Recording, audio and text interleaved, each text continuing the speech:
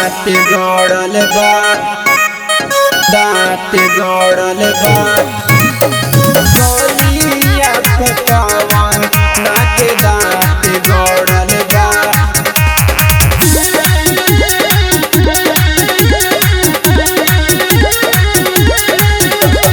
देखी के लीला भेजा भइल बढ़िला हम बीपी बढ़ल बा। हे राजा जी देखी के लीला भेजा भइल बढ़िला हम बीपी बढ़ल बा। राजा हो गलिया पे कवना के दांत गड़ल बा। सैया हो गलिया पे कवना के दांत गड़ल बा। गलिया पे कवना के दांत गड़ल बा।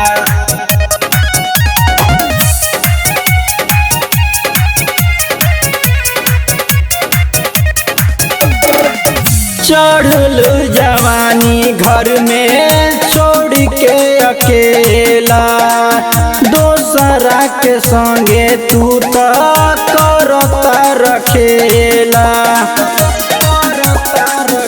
हे राजा जी चढ़ल जवानी घर में छोड़ के अकेला, दोसरा के संगे तू तो करता रखेला। नया उम्र के नया जवानी हमरो चढ़ल बा। नया उम्र के नया जवानी हमरो चढ़ल बा। सैया हो गलिया पकवना के दांत गड़ल बा। राजा हो गलिया पकवना के दांत गड़ल बा। सैया हो गलिया पकवना के दांत गड़ल बा।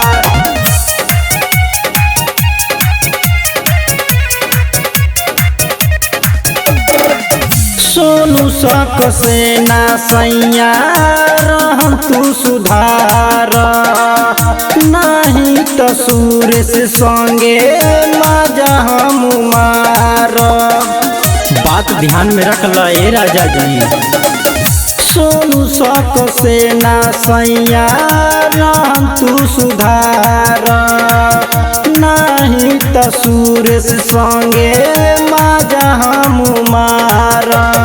कवन हिया कवना पे आँख गड़ल बा। कवन हिया कवना पे आँख गड़ल बा। सैया हो गलिया पकवना के दांत गड़ल बा। सैया हो गलिया पकवना के दांत गड़ल बा। साच साच बताइबा कि ना।